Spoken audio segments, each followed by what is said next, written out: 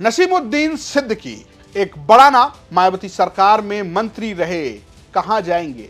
UP तक ने आपको पहले ही बताया था कि वो ठिकाना हो सकता है समाजवादी पार्टी, और अब इस बात पे मुहर लगती नजर आ रही है। सूत्रों के मुताबिक 15 तारीख को अखिलेश यादव की पार्टी ज्वाइन करने जा रहे हैं नसीमुद्दीन सिद्दीकी। बांदा के रहने वाले और कांग्रेस से इस्तीफा देकर खाली हुए नसीमुद्दीन सिद्दीकी अब समाजवादी पार्टी का रुख करेंगे। 27 से पहले सारे पेच टाइट किए जा रहे हैं। मुस्लिम नेताओं की ज्वाइनिंग हो रही है, ना सिर्फ नसीमुद्दीन सिद्दीकी बल्कि पूर्व मंत्री फूल बाबू यानी कि अनीस अहमद को भी समाजवादी पार्टी ज्वाइन कराया जाएगा।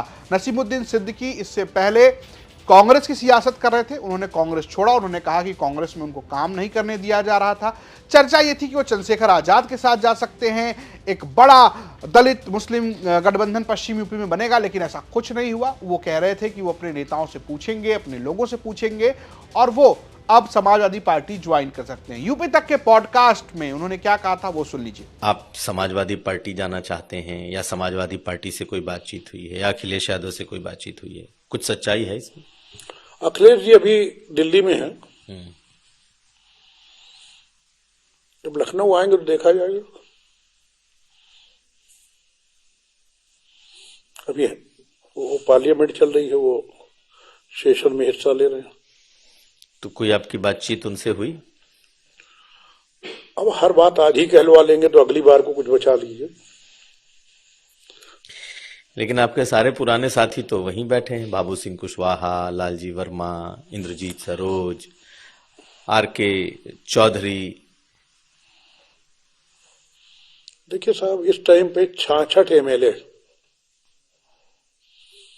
बीजेपी में वो हैं जो मेरे साथी थे और अधिकांश मेरे बढ़ाए हुए थे, और 7 मिनिस्टर भी वही हैं जो बसपा में आपके बसपा से बढ़ाए हुए थे, और साथ में थे एक डिप्टी चीफ मिनिस्टर भी साथ में थे।